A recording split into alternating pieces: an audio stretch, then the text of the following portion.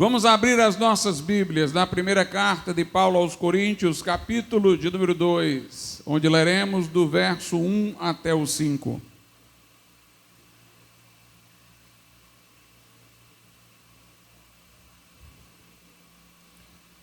Diz assim a palavra de Deus, 1 aos Coríntios 2, do 1 ao 5.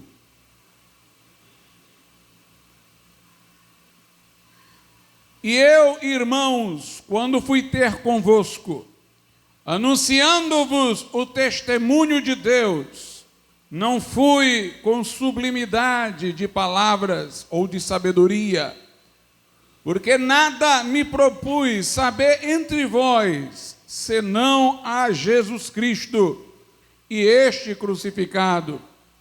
E eu estive convosco em fraqueza e em temor e em grande tremor. E a minha palavra e a minha pregação não consistiram em palavras persuasivas de sabedoria humana, mas em demonstração do Espírito e de poder, para que a vossa fé não se apoiasse em sabedoria dos homens, mas no poder de Deus. Podeis assentar. O apóstolo Paulo lembra de quando esteve entre os de Corinto pela primeira vez. Ele diz que o que a eles anunciou foi o testemunho de Deus, e que não o fez buscando sutilezas, sublimidade de palavras. Aquela época perturbava a igreja de Corinto alguns que vinham da filosofia de Platão e nominalmente tinham abraçado o cristianismo.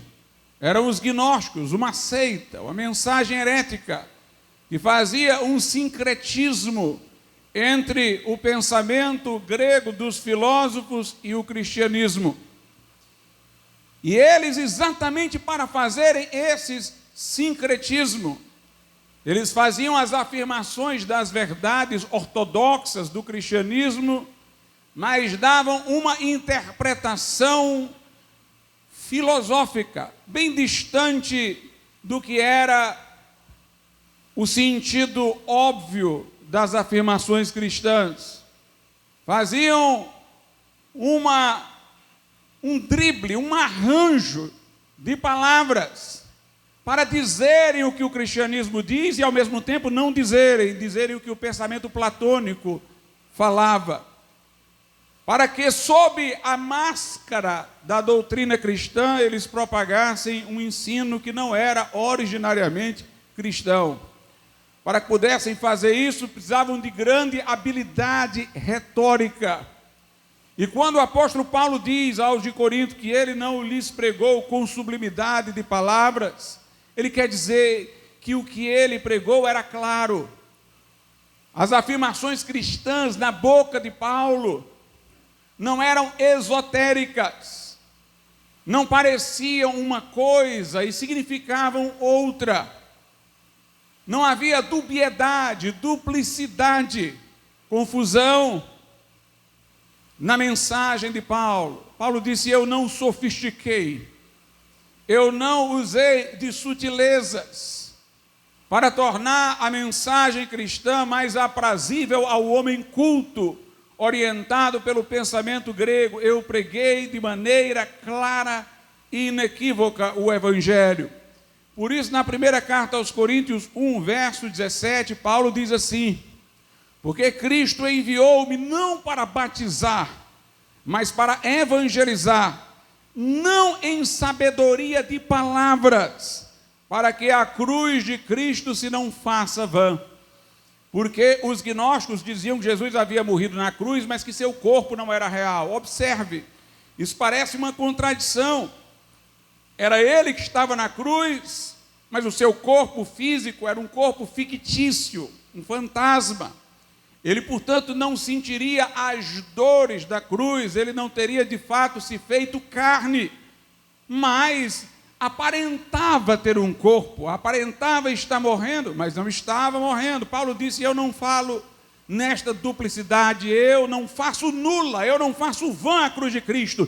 Ali era o Cristo encarnado com um corpo humano, sendo de fato traspassado e morrendo, Paulo disse: eu não vou sofisticar com sutileza de palavras, de sabedoria humana, eu vou pregar às claras que Jesus Cristo foi ali naquela cruz morto pelos nossos pecados, escolheu morrer pelos nossos pecados, depois de, sendo filho de Deus, ter se feito homem. No verso 2 ele diz qual era o testemunho de Deus que ele pregava. Ele diz: porque nada me propus saber entre vós, senão a Jesus Cristo e este crucificado. Paulo disse: a minha mensagem é só essa, a pessoa de Jesus e a cruz. Quando ele diz que pregava Cristo e este crucificado, ele não queria dizer que Jesus mantinha-se crucificado. Paulo cria na ressurreição de Jesus, claro. Nesta mesma carta, ele tem um capítulo inteiro, o capítulo 15, onde defende que Jesus Cristo ressuscitou dentre os mortos. Mas quando ele diz que pregava a Cristo e este crucificado, ele quer dizer: eu prego Cristo e o Cristo que eu prego é aquele que foi crucificado. A parte mais difícil de dizer da mensagem sobre Jesus era a cruz.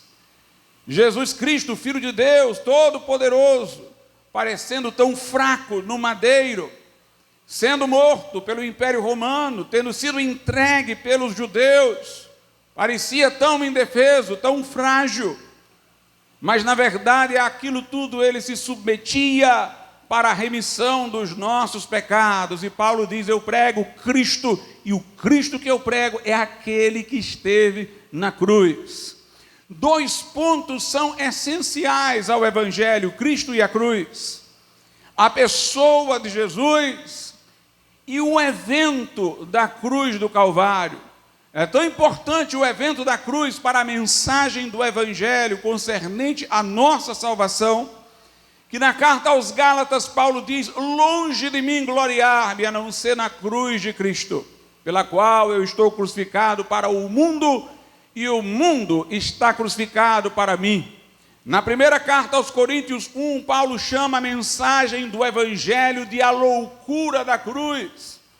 Ele diz que esta palavra é loucura para os que perecem, para nós que somos salvos é o poder de Deus.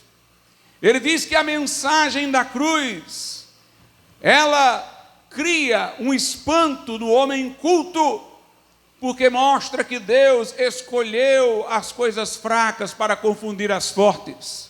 Escolheu nos salvar, fazendo-se Ele mesmo em seu Filho diminuto na condição humana, fazendo-se frágil para naquela cruz ser traspassado pelos nossos pecados. Deus escolheu as coisas que não são para confundir as que são. Escolheu as coisas fracas para confundir as fortes. Deus, portanto, foi por um caminho que a razão humana não imaginaria, a fim de nos salvar, a fim de nos resgatar. A morte de Jesus se explica como necessária pela imutabilidade da lei de Deus. A lei de Deus estabelecia: a alma que pecar, essa morrerá. E depois de o primeiro homem ter transgredido o mandamento que Deus lhe dera, a natureza humana foi corrompida. E os homens que vêm a este mundo, vêm com a natureza degenerada. Há múltiplos pecados pelos quais os homens vão se desgarrar. Uns vão para a direita, uns vão para a esquerda, mas todos no final transgridem a lei de Deus sob algum ou alguns aspectos. De maneira que todos pecaram e destituídos estão da glória de Deus. A sentença é a morte, é a condenação eterna, é o inferno. Deus não iria fazer retroceder a sua lei exigia punição, exigia que o pecado fosse correspondido com a pena. Mas Deus, através de Jesus que se fez homem, enviou um homem justo para morrer no lugar dos injustos. Alguém sobre quem não pairava a sentença de condenação. Sobre Jesus o Pai disse: este é meu Filho amado, em quem me comprazo. Ele, sendo justo, poderia morrer pelos injustos, sendo Deus, poderia eternizar o seu sacrifício, fazê-lo de valor infinito e inesgotável. E então, naquela cruz, o Deus encarnado assumiu nossa culpa, e no seu corpo traspassado destruiu o pecado, recebeu sobre si a sentença que era para nós, fez-se nosso substituto e nos resgatou de debaixo de condenação. E todos aqueles que, arrependidos de seus pecados, se refugiam em Cristo, têm não apenas o perdão de pecados, a reconciliação com Deus, mas a novidade de vida, uma transformação do coração e a certeza de morar no céu. Paulo diz: eu prego Cristo e este crucificado. Veja como a mensagem é simples. Paulo diz: nada quis saber entre vós, senão Cristo, a pessoa, e este crucificado, o evento. A mulher samaritana, Jesus disse quando a evangelizou: se tu conheceras o dom de Deus, que é a salvação que vinha por meio de sua morte, e quem é o que fala contigo, ou seja, quem era a pessoa de Jesus, dois conhecimentos só: o dom de Deus que era por sua morte e a sua bendita pessoa. Se tu conheceras, Jesus disse, tu lhe pedirias e ele te daria água viva. Ou seja, saber destes fatos sobre quem é Jesus e o que ele fez, e a pessoa respondendo a isso, suplicando por esta água viva, por esta salvação. Jesus disse, tu lhe pedirias e ele te daria a água viva. E ele, apontando para o poço onde a mulher fora buscar água, ele disse, tu bebes desta água e torna a ter sede, mas se beberes desta água que eu estou falando, nunca mais terás sede, sede da alma. Terás uma alma saciada, porque a água que eu te der se fará dentro de ti uma fonte que jorra para a vida eterna. Lá no Evangelho de João, no capítulo de número 20, no último versículo, João diz, estas coisas foram escritas para que creais que Jesus é o Filho de Deus e para que crendo tenhais vida em seu nome. Note, creais que Jesus é o Filho de Deus, saber quem ele é, e crendo, uma ação contínua, está no gerúndio. A fé não é um momento, um instante da vida. A fé é determinante do sentido da nossa vida. E para que crendo tenhais vida em seu nome. Em seu nome quer dizer em sua pessoa. O nome de alguém dá singularidade à pessoa. Nós temos vida na pessoa de Jesus. A fé salvadora não apenas crê que Jesus é o Filho de Deus, mas toma vida eterna na sua pessoa, recebe a pessoa de Jesus Cristo. A nossa fé é uma fé pessoal, não é uma fé numa proposição doutrinária, numa afirmação teórica, não é uma fé institucional na igreja, não é uma confiança no pregador, é uma confiança pessoal, direta, na pessoa de Jesus, e para que crendo tenhais vida em seu nome. Note, João diz, estas coisas foram escritas para isso. Toda a razão da Escritura se resume a isso, nos conduzir a Jesus Cristo, para que em fé encontremos sua pessoa em nossa vida, tenhamos vida em seu nome. A vida eterna não é algo que Jesus dá, é algo que nele está. É o compartilhamento da sua própria vida, que é indestrutível conosco. Temos vida em seu nome, na sua pessoa. Não é algo que ele dá e fica de fora, é algo que vem com ele. Nós na salvação recebemos a pessoa de Jesus. João 1 diz, Jesus veio para o que era seu, os seus não receberam, os judeus. Mas a todos quanto o receberam, a saber os que creem no seu nome, na sua pessoa. Receber Jesus é crer no seu nome. Crer no seu nome é receber em nossas vidas a pessoa de Jesus. Mas todos quanto o receberam, a saber os que creem no seu nome, Deus deu-lhes o poder de serem feitos filhos de Deus. A mensagem é Jesus e o que vem por meio da sua cruz. É simples, é direta. Se você observar aqui, Paulo mostra que ele não tem nada a acrescentar. sobre a nossa salvação, tudo se resume a isto. 1 Coríntios 2:2, eu leio novamente. Porque nada me propus saber entre vós, senão a Jesus Cristo e este crucificado. Eu prego só Jesus, é o que Paulo está dizendo, e este crucificado. A reforma do século XVI fez com que os evangélicos, para trazer clareza à sua mensagem, falassem nos 5 solas, 5 afirmações em que a palavra somente aparece. A igreja romana medieval, ela havia misturado o evangelho com muitas outras coisas, com muitas superstições. Tudo estava dividido, era a cruz e mais alguma coisa, Jesus e mais alguma coisa, a Bíblia e mais alguma coisa. E ali eles disseram que os 5 pontos do evangelho eram estes: só a graça, só a fé, só Jesus, só a Escritura, só a Deus seja glória. Somos salvos somente pela graça, e dizer somente quer dizer que exclui as obras. Nós não compramos nem parcialmente a nossa salvação. Somos salvos pela graça mediante a fé, somente pela fé, sem concorrência de obras meritórias que possam merecer a vida eterna. Não temos nada a oferecer, temos apenas que estender a mão e receber pela fé o dom de Deus. Só Cristo, não temos outro mediador, salvador, senão Jesus. Só a Bíblia, a nossa única regra de fé. Só a Deus seja glória.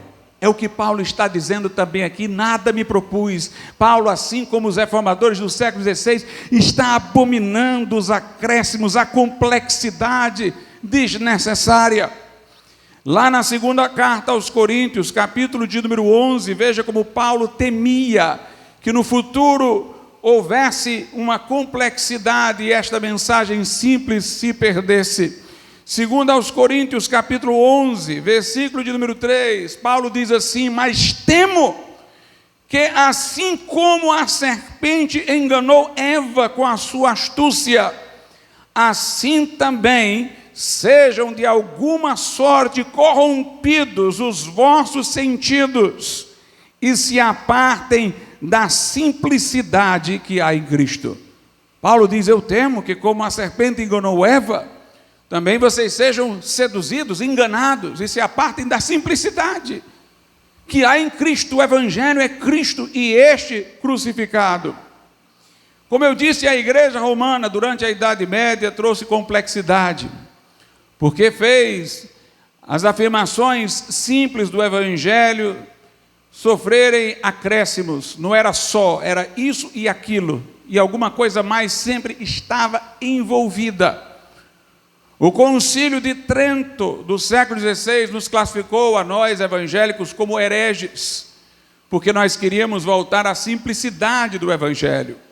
Mas no Concílio do Vaticano II, a Igreja Romana mudou sua estratégia, passou a nos chamar não mais de hereges, mas de irmãos separados, e passou a defender um movimento ecumênico, uma aproximação de religiões. E então houve uma orientação de linguagem para que falassem os católicos de maneira parecida com os evangélicos.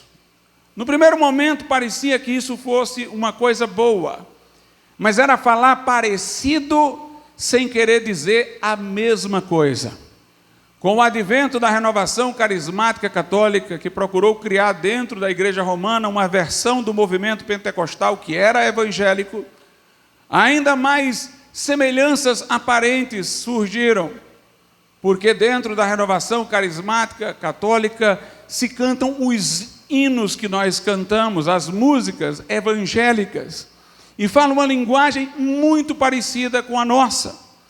Adventistas do sétimo dia, que são uma seita, em dado momento da história mudaram também de estratégia e resolveram falar parecido com os crentes, para que nós pudéssemos considerá-los como próximos de nós e eles semearem as suas falsas doutrinas entre nós. Às vezes, irmãos, nós temos isso no nosso tempo, pessoas que falam o que nós falamos, mas com um sentido diferente do que nós dizemos. E é disso que eu gostaria de falar especificamente nessa noite. Eu vejo, por exemplo, pessoas falando comigo, até sacerdotes católicos que eu conheço, que são até amigos, dizendo: pastor Glauco, nós também cremos que Jesus é o único Salvador. Lá em Atos 4,12, Pedro disse: e em nenhum outro há salvação, porque debaixo do céu nenhum outro nome há dado entre os homens pelo qual devamos ser salvos. Jesus é o único Salvador. Mas estas mesmas pessoas que afirmam que Jesus é o único Salvador, afirmam noutros recintos que Maria é corredentora, que fora da igreja, enquanto instituição, não há salvação. Elas falam que as bênçãos da cruz são mediadas aos fiéis pelos sacramentos, e que, portanto, a igreja que administra os sacramentos tem um papel na salvação dos pecadores. Mas nós vemos Paulo dizendo aqui em 1 Coríntios 1,17, porque Cristo enviou-me não para batizar, mas para evangelizar.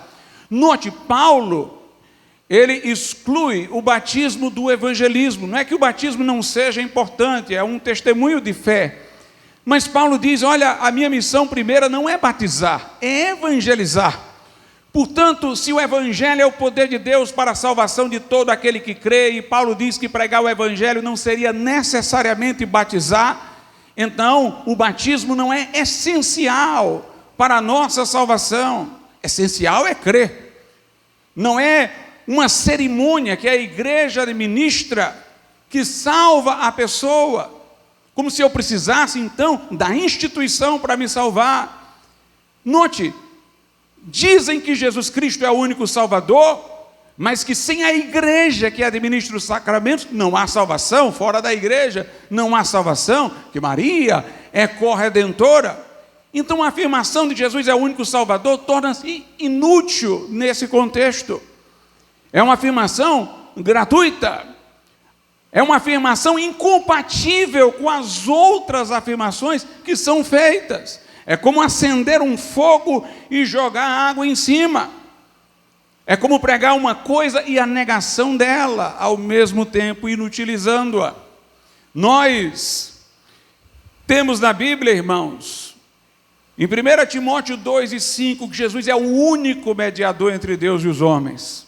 Diz lá: porque há um só Deus, ou seja, tão certo quanto há um só Deus, há um só mediador entre Deus e os homens, Jesus Cristo, o homem. Jesus é o único mediador. Mas eu encontro romanistas que dizem para mim: não, Jesus é o único mediador. E eu pergunto para eles: e por que vocês dizem que Maria é medianeira de todas as graças? Como é compatível dizer o que a Bíblia diz, que Jesus é o único mediador e que Maria é medianeira de todas as graças? Eles dizem: não, tudo é por Jesus, mas nada é sem Maria. Note, uma coisa nega a outra. Quando eles dizem tudo por Jesus, estão falando igualmente conosco. Quando dizem nada sem Maria, então não é tudo por meio de Jesus. Nós amamos Maria, uma serva de Deus, foi mãe de Jesus, uma mulher exemplar, que deve ser exemplo para todos nós, mais especificamente para as mulheres. Mas ela nunca reivindicou uma posição que é atribuída na Bíblia unicamente a Jesus Cristo. Pelo contrário, nas bodas de Caná, ela disse aos que vieram a ela: fazei tudo quanto ele vos disser, apontando para o Senhor Jesus. Como é que tudo pode ser por Jesus e ao mesmo tempo nada pode ser sem Maria? Note que há uma contradição, afirma-se e nega-se ao mesmo tempo. Se para chegar até Jesus eu precisasse de Maria, Jesus não seria mediador entre Deus e os homens, porque mediador é o que fica no meio. Ele seria mediador entre Deus e Maria seria medianeira entre Jesus e os homens. Mas a Bíblia diz que Jesus é mediador entre Deus e os homens vão diretamente a Jesus, e de Jesus eles chegam a Deus, e não há mais ninguém nesse caminho. Há um só Deus, e um só mediador entre Deus e os homens. Numa das rezas do romanismo, tem no final, para que Maria possa rogar pela pessoa agora e na hora da morte, para que ela seja salva. Como essas pessoas poderão estar dizendo que Jesus é o único mediador, o único salvador, e acreditando que é necessária essa oração para rogar a mais alguém, para a salvação agora e na hora da morte. A Bíblia diz em 1ª Epístola de João, capítulo 2, que nós temos um advogado para com o Pai, Jesus Cristo o justo. Um não são dois, nós temos um advogado. Lá em Hebreus 8:1 diz que nós temos um sumo sacerdote tal, que se assentou à direita da majestade de Deus. Quando Paulo disse, nada me propus saber entre vós, senão Cristo, ele estava querendo dizer exatamente que nós não poderíamos acorrer a mais ninguém. Veja o que ele próprio Paulo diz na primeira carta aos Coríntios, capítulo de número 1, a partir do verso 12. Paulo diz, quero dizer com isto que cada um de vós diz, eu sou de Paulo, eu de Apolo, eu de Cefas, eu de Cristo. Paulo está aqui falando que naquela igreja havia um partidarismo. Tinha uns que diziam, eu sou do lado de Paulo, tinha uns que diziam, eu sou do lado de Cefas, que era Pedro, outros diziam, eu sou do lado de Apolo, e outros diziam, não, eu sou de Cristo. Aí Paulo diz no verso 13, está Cristo dividido? Foi Paulo crucificado por vós, como quem diz, por que vocês estão dizendo que são meus? Que são de Paulo, eu fui crucificado por vocês? Eu poderia dizer a mesma coisa de qualquer grande mártir ou santo, ou mesmo de Maria, foram crucificados por nós. Paulo diz, está Cristo dividido? Foi Paulo crucificado por vós? Ou fostes batizados em nome de Paulo? Vocês foram batizados em meu nome? Porventura? Para dizerem que são meus?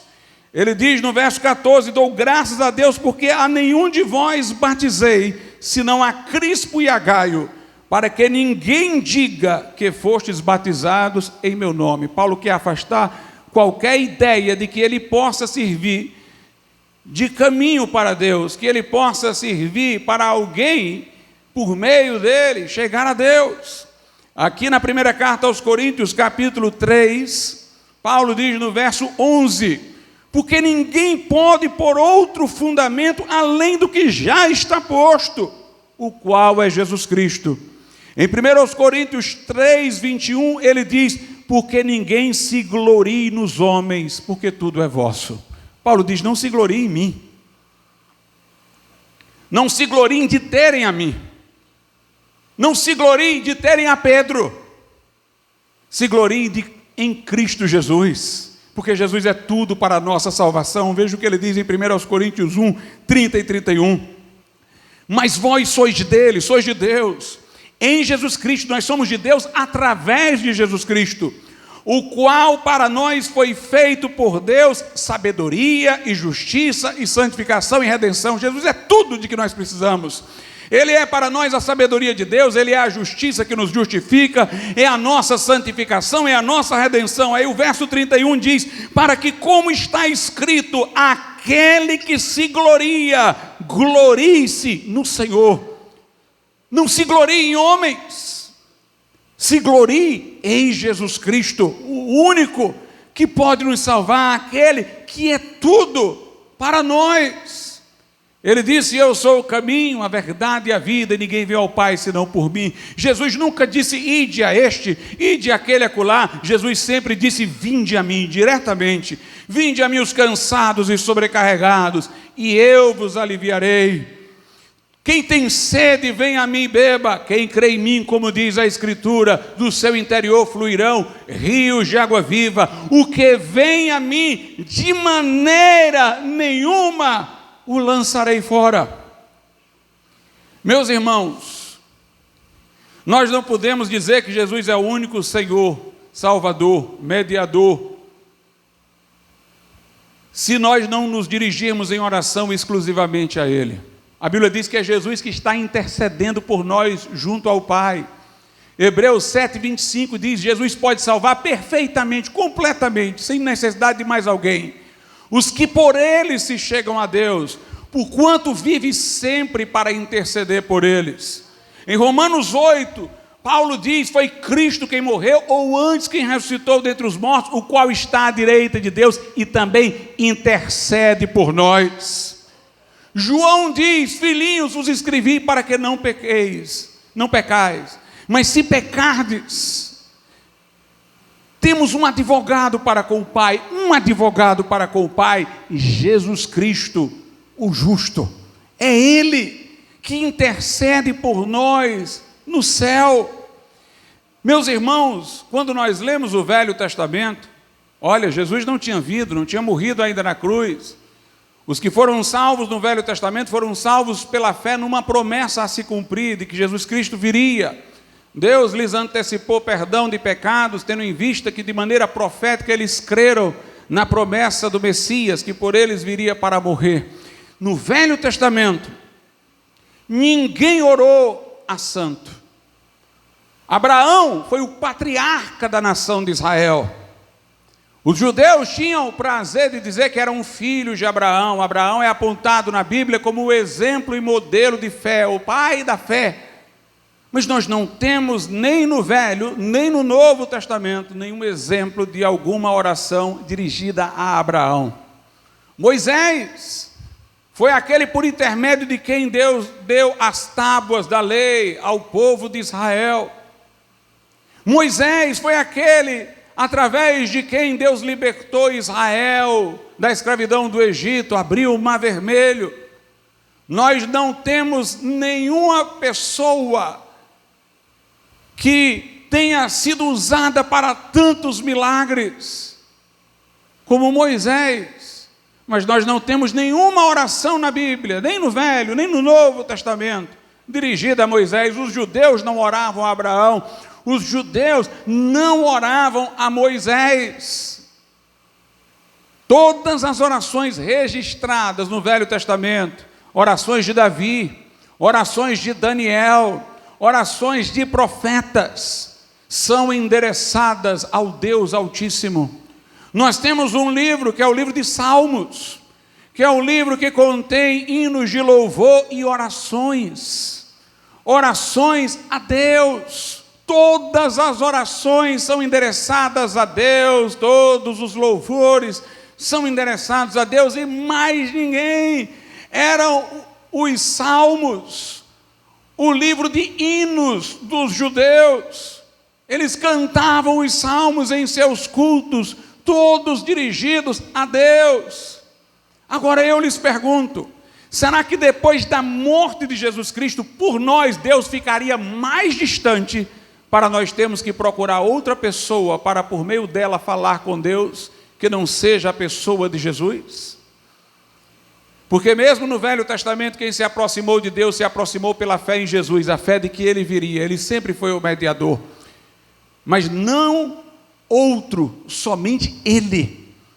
Eu lhes pergunto, será que depois da vinda de Cristo, agora nós já não podemos falar diretamente com Deus, quando antes se podia? Piorou então.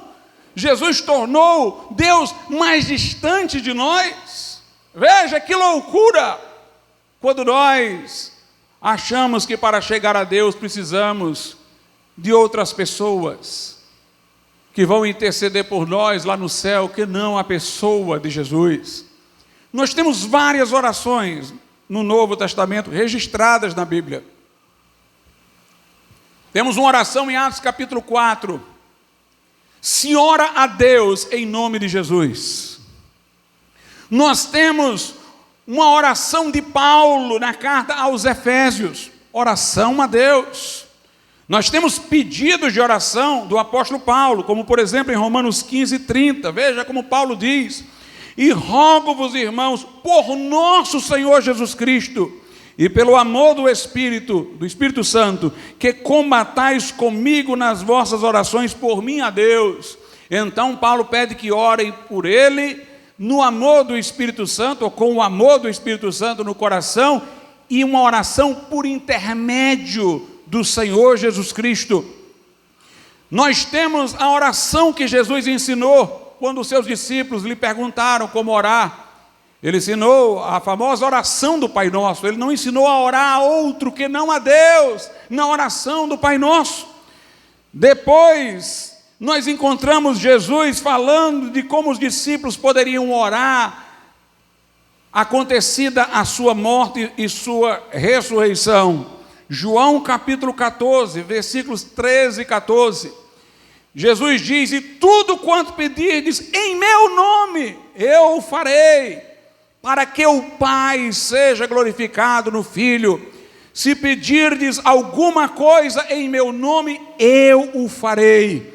Em João 16, 23 e 24, ele diz assim: e naquele dia nada me perguntareis, na verdade vos digo que tudo quanto pedirdes ao Pai em meu nome, Ele vos-lo-á de dar. Até agora nada pedistes em meu nome, pedi e recebereis, para que o vosso gozo se cumpra.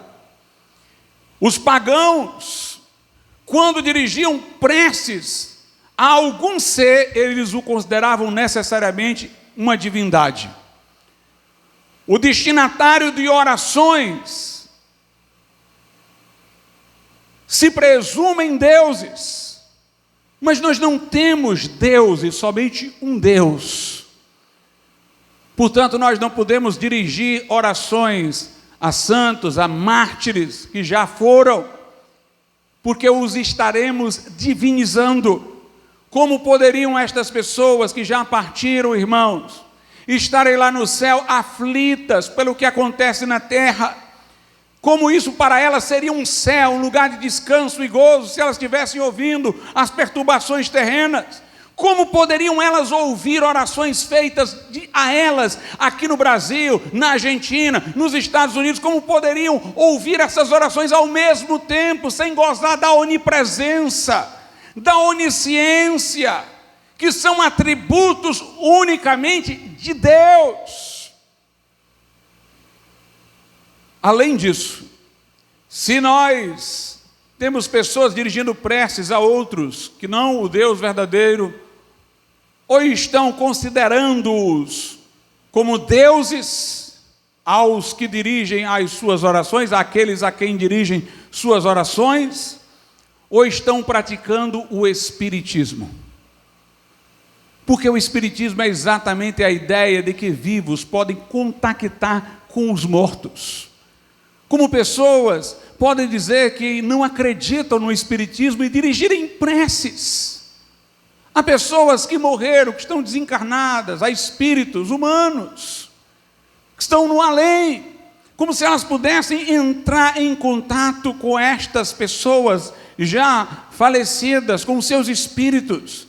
Dizem que os viram, que eles apareceram.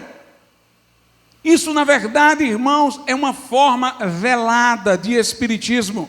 Lá em Isaías, no capítulo 8, versículos 19 e 20, a Bíblia diz assim: quando, pois, vos disserem, consultai os que têm espíritos familiares, os espíritas, mandando os outros consultar espíritos familiares, e os adivinhos, que chilreiam e murmuram, porventura não consultará o povo a seu Deus? A favor dos vivos consultar-se-ão aos mortos? O profeta está dizendo: vocês não têm Deus para recorrer, não? Vão recorrer aos mortos. No verso 20 ele diz: a lei ao testemunho, quer dizer a Bíblia, a lei ao testemunho quer dizer a Escritura. Se eles não falarem segundo esta palavra, é porque não há luz neles. Se as pessoas não estiverem agindo de acordo com a Bíblia que nos endereça a Deus através de Jesus, não há luz nessas pessoas. Nós, irmãos, não divinizamos os que partiram e nem consultamos os mortos praticando o espiritismo. Invocamos apenas a pessoa bendita do Senhor Jesus. Nessa carta aos Coríntios, em que Paulo diz: nada quis saber entre vós senão Cristo, ele diz assim, no capítulo de número 1, verso 2: a igreja de Deus que está em Corinto, aos santificados em Cristo Jesus, chamados santos, com todos os que em todo lugar invocam o nome de nosso Senhor Jesus Cristo, Senhor deles e nosso. Nós invocamos o nome de Jesus, nós somos um povo que invoca não outro nome, mas o nome de Jesus. Por isso é preciso ter muito cuidado com pessoas que dizem há um só mediador entre Deus e os homens, ninguém vem ao Pai senão por Jesus, e ao mesmo tempo asseveram que estes santos mediam, que Maria media o relacionamento, que a igreja é necessária à salvação, porque estão fazendo e desfazendo, estão dizendo o sim e o não ao mesmo tempo, estão dizendo e desdizendo. Por isso a Bíblia Sagrada diz, lá na segunda carta aos Coríntios 1, verso de número 18, Paulo diz: antes, como Deus é fiel, a nossa palavra para convosco não foi sim e não. Paulo diz, eu não digo e desdigo. Nossa palavra não foi sim e não, porque o Filho de Deus, versículo 19, Jesus Cristo, que entre vós foi pregado por nós, isto é, por mim, Silvano, e Timóteo, não foi sim e não, mas nele houve o sim, porque todas quantas promessas há de Deus são nele, em Jesus, sim, e por ele o amém, para a glória de Deus por nós. Em 2 Coríntios 4, verso 5, Paulo diz, porque não nos pregamos a nós mesmos, eu não prego a mim mesmo, Paulo está dizendo, mas a Cristo Jesus, o Senhor, e nós mesmos somos vossos servos por amor de Jesus, estamos aqui para servir, Paulo diz, mas nós pregamos não a nós pregamos a Jesus. Devemos, portanto, ser muito cuidadosos com discursos contraditórios. Nós vivemos num tempo relativista, no tempo em que as pessoas brincam com a linguagem e querem parecer com o seu discurso como se fossem crentes, mas ao mesmo tempo negam com as práticas que assumem deliberadamente contra aquilo que afirmam. Mas o texto lá diz, pregamos a Cristo e este crucificado. A outra parte da mensagem é a obra que Jesus Cristo fez na cruz. Lá naquela cruz, Jesus disse, Pai, está consumado. Nas tuas mãos eu entrego o meu espírito. O preço que Jesus pagou ali foi integral. A morte de Jesus Cristo é de uma vez para sempre. A Bíblia Sagrada diz que tendo ele morrido já não morre mais. Ele aparece a João no Apocalipse dizendo, eu sou aquele que estive no passado morto, mas eis que eu vivo pelos séculos dos séculos. A morte de Jesus é de valor eterno, é infinito, de valor infinito. A morte de Jesus é única, irrepetível e renovável. Lá em Hebreus, a Bíblia Sagrada é insistente quanto a isso. Hebreus capítulo de número 9,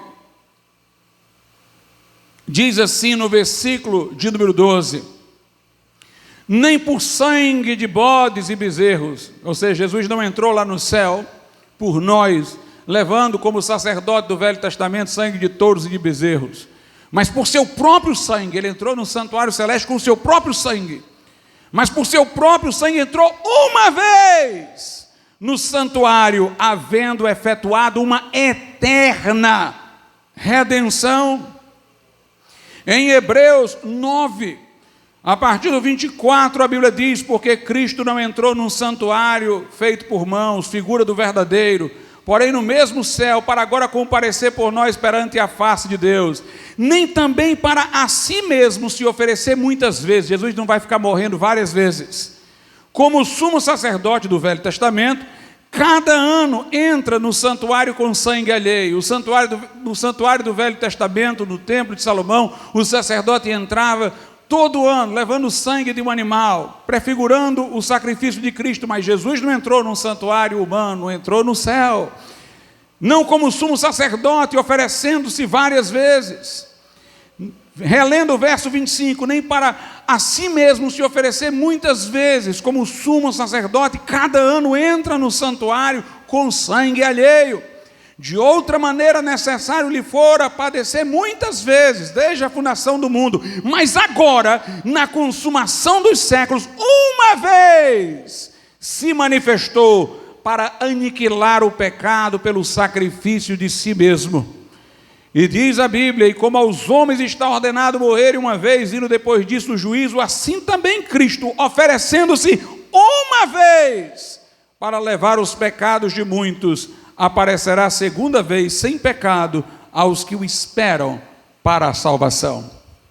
Veja só, a igreja romana no passado, sob o Concílio de Trento, ela dizia que em toda missa o sacrifício de Jesus era repetido. Que quando o sacerdote erguia a hóstia, ela se mudava substancialmente no corpo de Cristo. Quando ele consagrava o cálice com o vinho, aquilo virava o sangue de Jesus. Como estavam separados o corpo e o sangue, naquela mesa Jesus era novamente sacrificado. E por isso que a mesa era chamada de altar. E por isso que a missa era chamada de sacrifício da missa.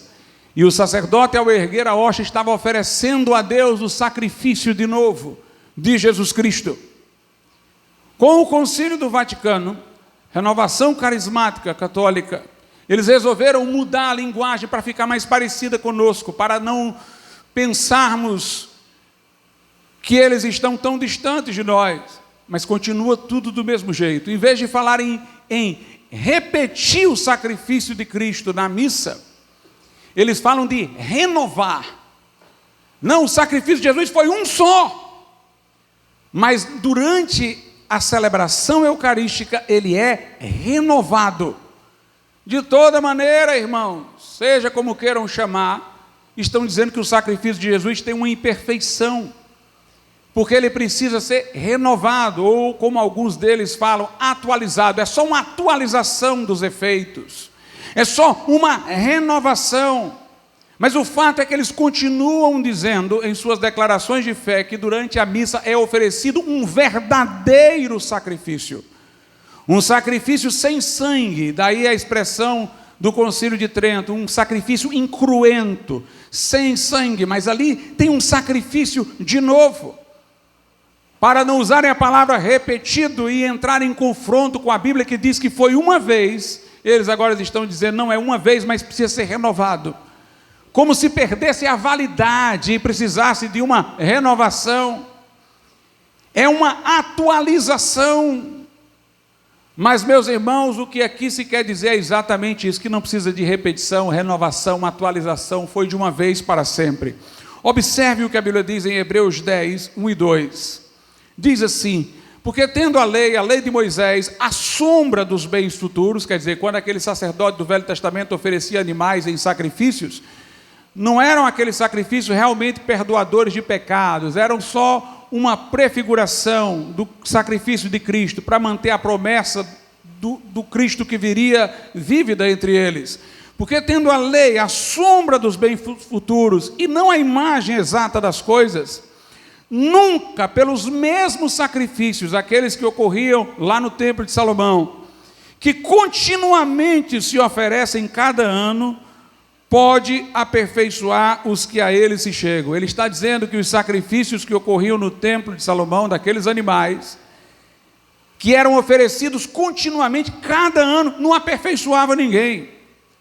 Não servia de nada, não aperfeiçoava ninguém, porque se aperfeiçoasse não precisavam continuar. O que é perfeito não precisa continuar. O que é perfeito não precisa renovar. O que é perfeito não precisa atualizar. Não aperfeiçoavam, diz aqui.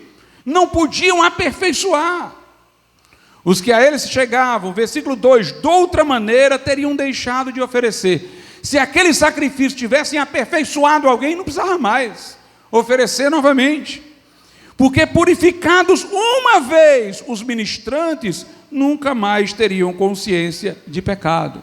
Ele está dizendo, aqueles sacrifícios do templo oferecidos eram só uma sombra de bens futuros, era para manter a lembrança de que o sacrifício de Jesus seria feito no porvir, mas eles não aperfeiçoavam ninguém, não salvavam ninguém, porque se alguém fosse aperfeiçoado por eles, essa pessoa teria certeza do perdão de seus pecados, não teria mais consciência de que era culpada diante do tribunal de Deus, e não seria mais necessário continuar oferecendo, se eles tivessem eficácia. Agora veja o que diz aí Hebreus, capítulo de número 9, versículo 14, sobre o sacrifício de Cristo. Porque com uma só oblação, com um só sacrifício, Jesus aperfeiçoou, note, para sempre, os que são santificados. Com um só sacrifício, Jesus nos aperfeiçoou para sempre. Eu não preciso de outro, porque foi perfeito, porque trouxe uma perfeita salvação. Com um só sacrifício aperfeiçoou. Não aperfeiçoou até daqui a 2 dias para ser renovado no 3º dia ou no 4º dia, não. Aperfeiçoou para sempre. Com uma só oblação, aperfeiçoou para sempre. Por isso nós não precisamos mais de sacrifício. Veja aí o verso 18 de Hebreus 10. Porque onde há remissão destes dos pecados, não há mais oblação pelo pecado. Não precisamos mais de sacrifício pelos pecados, que eles foram removidos de nós. Aqui em Hebreus 9, versículo de número 10 diz: na qual vontade temos sido santificados pela oblação do corpo de Jesus Cristo, feita uma vez.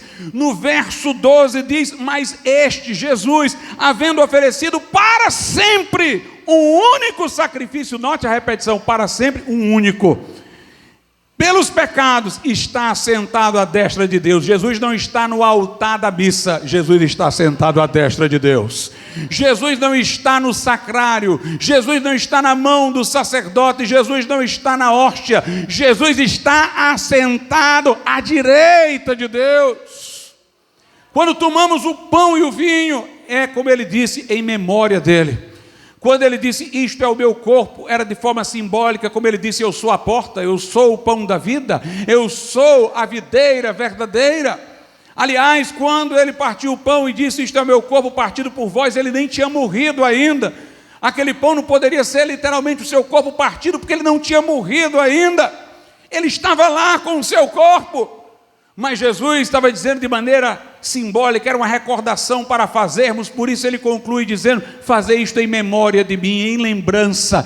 Você lembra de quem não está ali, ali não é Jesus, ali é pão e vinho. Todas as vezes que comerdes deste pão, diz a Bíblia, não do corpo de Jesus, todas as vezes que beberdes deste cálice, anunciais a morte do Senhor até que ele venha. Nós estamos ali no memorial durante a ceia, mas Jesus está assentado à destra de Deus.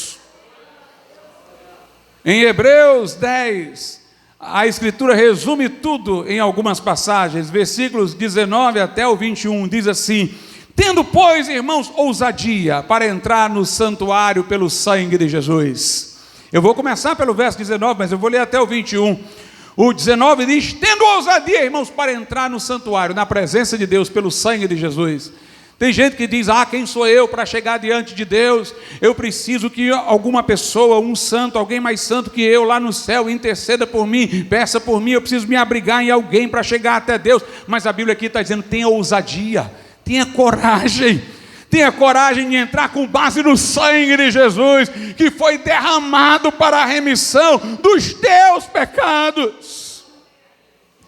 Tendo, pois, irmãos, ousadia para entrar no santuário pelo sangue de Jesus, pelo novo e vivo caminho que ele nos consagrou pelo véu, isto é, pela sua carne, levou os nossos pecados em seu corpo, e seu corpo foi rasgado ali, um véu foi aberto para termos um caminho para Deus. E diz no verso 21, e tendo um grande sumo sacerdote sobre a casa de Deus. Ele está mandando eu confiar em quê? Primeiro no sacrifício de Cristo, no sangue de Jesus, no caminho que ele abriu no véu da sua carne. Depois para confiar nele pessoalmente. Lá no céu nós temos um grande sumo sacerdote que é Jesus. A Bíblia, irmãos, rejeita toda a confusão de palavras. A igreja romana diz, somos salvos pela graça de Deus. Mas se a pessoa não tiver obras, peregrinações, presença no confessionário, não será salva, como se a salvação dependesse das nossas obras. A Bíblia, porém, é categórica, sem essas dubiedades. Lá em Romanos, no capítulo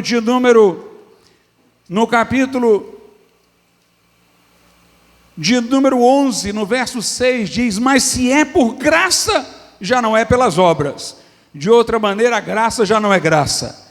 Se, porém, é pelas obras, já não é mais graça. De outra maneira, a obra já não é obra.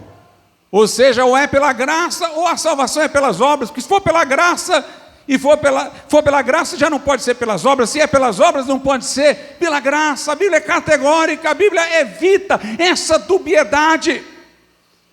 Nós estamos vendo o engano se perpetrando pela brincadeira com palavras. Sacerdotes dizendo que estão pregando o mesmo que estamos pregando, mas eles pregam e negam. Eles esvaziam as palavras de sentido, eles dizem o sim e o não. Mas Paulo diz: nada quis eu saber entre vós, senão a Cristo e este crucificado. Paulo era tão radical quanto a isso, irmãos, que lá na Galácia apareceram alguns dizendo: você crê em Jesus? Amém, que coisa boa. Mas se você não se circuncidar, você não será salvo. Além de crer em Jesus, tem que se circuncidar. Em Gálatas 5, Paulo diz: se alguém se deixar circuncidar, Cristo de nada aproveitará. Ou seja, se você não confiar somente em Jesus, se você achar que além de Jesus precisa da circuncisão para ser salvo, então a fé que vocês têm em Jesus de nada vale. Paulo disse: se alguém prega outro evangelho além desse, seja anátema. Se um anjo descer do céu e vos pregar outro evangelho que vá além deste, seja anátema, seja amaldiçoado. Este evangelho é o poder de Deus para a salvação de todo aquele que crê. Não tem sofisticação de palavras, retórica, é claro e nítido. Jesus morreu por você, pecador, pecadora. Você não pode ser salvo através das suas obras. Não existe purgatório, existe o sangue de Jesus que purifica de todo o pecado. Mas você pode se arrepender dos seus pecados hoje e olhar para Jesus e confiar que por meio da sua morte, do seu sangue vertido, Ele vai lhe receber, Ele vai entrar na sua vida, Ele vai perdoar os seus pecados e vai lhe conduzir ao céu. Tome a decisão nessa noite, entrega a tua vida a Jesus e vá para casa celebrando com os anjos que você passou da morte para a vida, das trevas para a luz, do caminho que conduz ao inferno, para entrar na estrada que ascende para o céu. Vamos ficar de pé.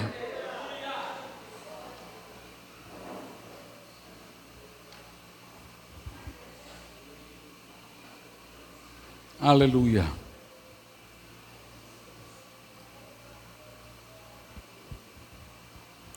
Louvado seja Deus. Louvado seja o nome de Jesus. A minha alma estava longe do caminho do céu. Eu era cego, perdido, sem Deus, sem Jesus. Mas Ele estendeu a sua mão para mim. Louvado seja Deus. A esperança. Jesus está aqui, poderoso para salvar, para libertar, para levar para o céu, para dar nova vida.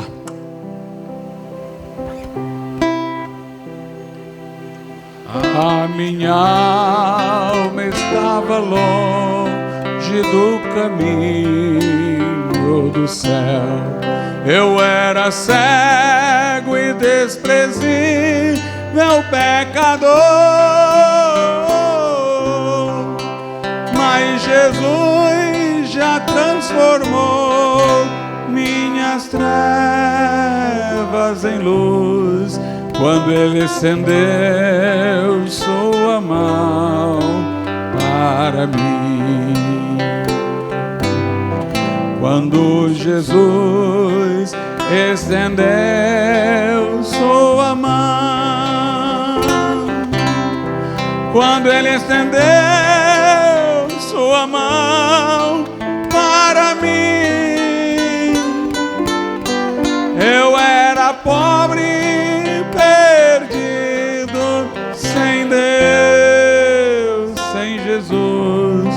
quando Ele estendeu sua mão para mim. Eu queria perguntar nessa noite: quantas pessoas nesse lugar dizem, pastor, eu entendi o Evangelho hoje, eu entendi que é só Jesus, eu quero recebê-lo na minha vida desta maneira, eu quero confiar somente nele, na obra da cruz, eu quero ter a certeza de que meus pecados foram perdoados. Levante a sua mão e eu vou orar por você. Você que nessa noite quer entregar a vida a Jesus, levante como eu estou fazendo aqui no meu lugar a sua mão, e nós vamos orar pela tua vida. Se você conhece a palavra de Deus, esteve já talvez numa igreja, mas você está longe, desviada, você quer se reconciliar com o Senhor, levante também a sua mão e nós vamos orar. Nós vamos orar pela tua vida. Jesus disse: o que me confessar diante dos homens, eu confessarei diante de meu Pai. O que me negar, o que se envergonhar de mim nas minhas palavras, diante dos homens, terei vergonha dele na presença do Pai e dos santos anjos. Hoje, a porta do céu se lhe abre, mas você precisa tomar uma decisão. A cruz tem salvação para você, mas você tem que vir buscá-la em Cristo, entregando sua vida a Ele. Se você quer entregar o coração a Jesus, levante a sua mão e nós vamos orar por você. Se você estiver ao lado de alguém, irmão, que precisa tomar essa decisão, sem constrangê-lo, mas se ofereça para dar segurança a ele, de estar com ele durante a oração. Você que quer se reconciliar, você que quer entregar a sua vida ao Senhor Jesus, levante sua mão ou saia de seu lugar e nós vamos orar. Vamos orar hoje aqui pela tua vida.